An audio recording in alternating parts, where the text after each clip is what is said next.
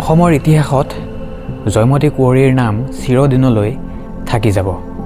গদাধৰ সিংহ বা গদাপাণিৰ পত্নী জয়মতীয়ে নিজৰ স্বামী আৰু সন্তানৰ ভালৰ কাৰণে মৃত্যুক সাৱটি ল'ব লগা হৈছিল।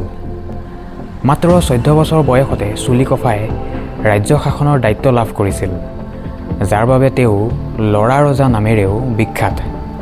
আহোম ৰাজ্যত এটা নিয়ম আছিল যে কোনো অংগক্ষত লোকে ৰজা হ'ব নোৱাৰে। সেই সময়ৰ চতুৰ মন্ত্ৰী লালুকখোলা বৰফুকনে সকলো ৰজা হোৱাৰ যোগ্য ল'ৰাক ধৰি আনি অংগক্ষত কৰাইছিল, কেৱল সেই ল'ৰা ৰজাক সিংহাসনত বহুৱাবলৈ।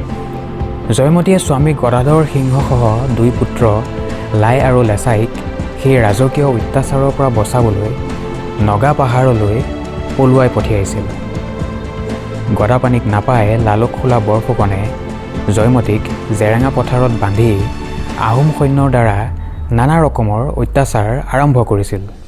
কাঁইটীয়া জেৰেঙা গছত জোৰকৈ বান্ধি চাবুকেৰে কোবাই জয়মতীৰ গাত গৰম পানী ঢালি অত্যাচাৰ কৰিছিল।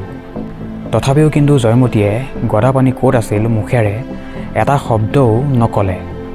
14 দিন ধৰি একেৰাহে কৰা অত্যাচাৰৰ পিছত জয়মতী কুঁৱৰীয়ে মৃত্যুক সাৱটি লয়।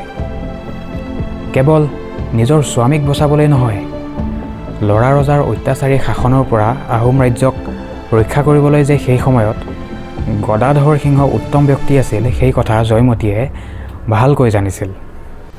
সেইকাৰণে ল'ৰা ৰজাৰ বিপক্ষে যুদ্ধত উৎকৃষ্ট সৈন্যবাহিনী তৈয়াৰ কৰিবলৈ গদাপাণিক নগা পাহাৰত লুকাই থাকিব দিছিল।